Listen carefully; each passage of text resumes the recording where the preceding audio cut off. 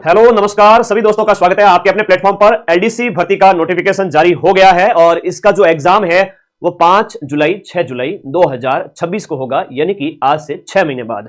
तो 6 महीने का टाइम आपके पास में है, बढ़िया जम के तैयारी कर सकते हो। आए दिन आप लोग मुझे व्हाट्सएप करते हो कि सर टाइपिंग की तैयारी इसके साथ में करें या बाद में करें, तो बात करते हैं इसके ऊपर और कौन फॉर्म भर सकता है इन सब के ऊपर। देखो 10,644 11,000 के लगभग पद है और फॉर्म वही भर पाएंगे जो आपके सीटी 12th 2024 जिसने भरा है। अधीनस्थ बोर्ड के चेयरमैन आलोक राज ने एक दो दिन पहले ही बता दिया था।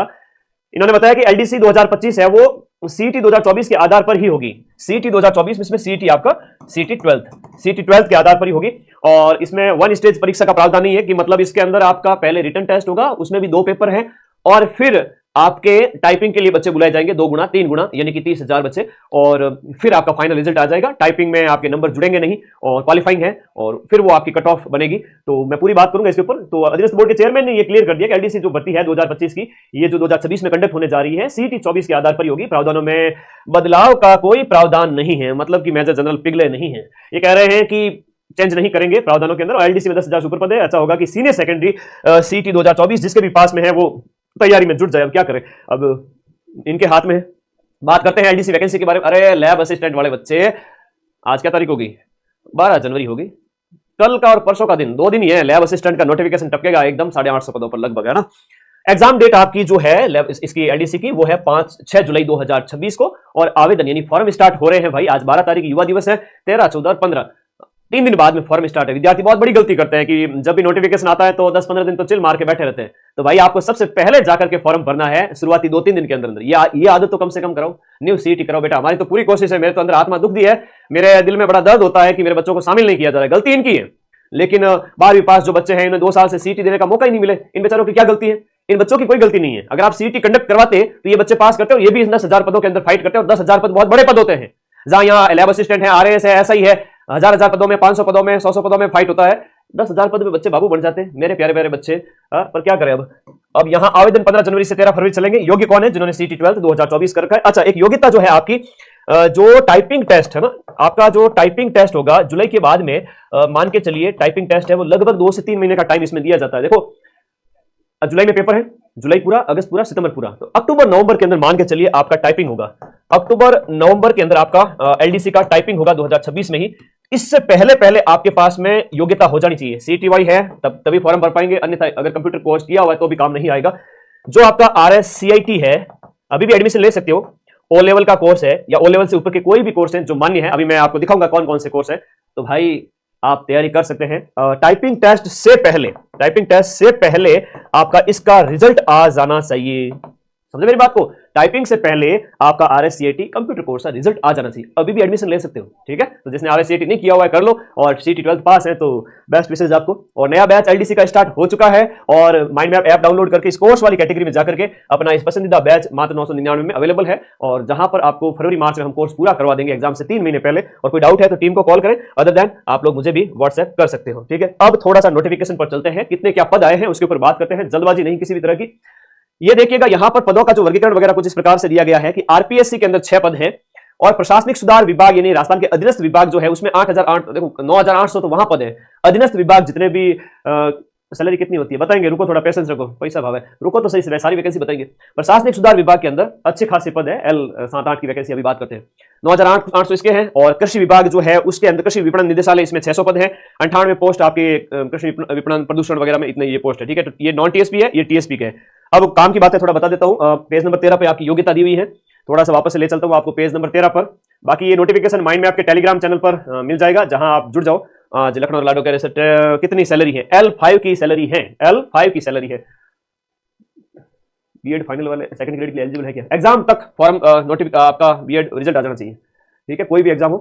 पात्रता और शैक्षणिक योग्यता में 12th होनी चाहिए, ग्रेजुएशन 12th होनी चाहिए प्लस सीटी 12 सीटी पास होना चाहिए। और उसके अलावा ओ और हायर लेवल सर्टिफिकेट कोर्स, और इसके अलावा जितने भी कोर्स हैं आरएससीआईटी वाले भी एलिजिबल है। अब ये कमेंट मत कर देना सर मैंने तो आरएससीआईटी किया और पूरा वीडियो तो देखते हैं नहीं। अब किसी ने कंप्यूटर साइंस इंजीनियरिंग वगैरह किया है तो वो ऑलरेडी एलिजिबल है, उसको अलग से कंप्यूटर कोर्स करने की जरूरत नहीं है। अब पेज नंबर 24-25 पे एग्जाम का पैटर्न बता देता हूं एक बार पुनः, क्योंकि मेरा फर्ज है आप लोगों को नौकरी लगवाने के लिए हर एक प्रयास करना, जिससे आपके पेरेंट्स खुश हो जाए, इस बार आप नौकरी लग जाओ। ये देखो ये एग्जाम का पैटर्न है। पहले आपका 5-6 जुलाई को जो पेपर होगा वो देखो यहां पर 5-6 जुलाई को जब आपका पेपर कंडक्ट होगा उस समय जीके, साइंस और मैथ 3 घंटे का पेपर 100 नंबर, हिंदी के आपके जो है इसमें 75 क्वेश्चन और 75 क्वेश्चन आपके अंग्रेजी के। तो इस प्रकार से 100 नंबर 3 घंटे के अंदर। इसमें 50 क्वेश्चन सामान्य ज्ञान के, 50 गणित के और 50 विज्ञान के। तो 150 300 क्वेश्चन है। थोड़ा ध्यान दीजिएगा, 300 क्वेश्चन है। प्रश्नों की संख्या कितनी है? प्रश्नों की संख्या आपके 300 है। 300 तो क्वेश्चन है और 200 क्या है इसके अंदर अंक है। इस प्रकार से डिवाइड किया गया। पहला फेज कंप्लीट होता है जिसमें 2 पेपर होंगे 150 प्रश्नों के 100 नंबर के, उसी में से मेरिट बनेगी। लेकिन बाद में देखो इस रिटन एग्जाम के बाद जो एमसीक्यू टाइप का होगा, फेज 2 स्टार्ट होगा जिसमें आपका कंप्यूटर टेस्ट लिया जाएगा। एक तो टाइपिंग की स्पीड आपको देखी जाएगी, गति वो 10 मिनट के अंदर आपका वो हिंदी का टेस्ट होगा 25 नंबर का, और एफिशिएंसी टेस्ट हिंदी का वो भी 10 मिनट का होगा, वो भी 25 नंबर का होगा। एफिशिएंसी के अंदर ये देखा जाता है कि आप पैराग्राफ वगैरह कैसे बना पाते हो, लाइनिंग वगैरह प्रॉपर कर पाते हो कि नहीं कर पाते हो, पैराग्राफ बढ़िया लाइन में है या नहीं है, या उसका जो अलाइनमेंट वगैरह सही कर पाते हो कि नहीं, वो सब देखा जाता है। और टाइपिंग में स्पीड देखी जाती है कितनी क्या है, वो मैं अलग से रिसर्च करके आपको वीडियो बना दूंगा, ठीक है। कंप्यूटर का भी जो है अंग्रेजी का भी टाइपिंग टेस्ट है और हिंदी का भी टाइपिंग टेस्ट है। तो 50 नंबर का हिंदी का और 50 का अंग्रेजी का। अब अंग्रेजी के अंदर 10 मिनट के अंदर आपका टाइपिंग टेस्ट होगा और 10 मिनट के अंदर एफिशिएंसी टेस्ट होगा। अब यहां पर जो ये केवल क्वालिफाइंग लेवल का होगा, ठीक है। ये आपका जो दिया गया है टाइपिंग टेस्ट है वो आपका क्वालिफाइंग लेवल का होगा।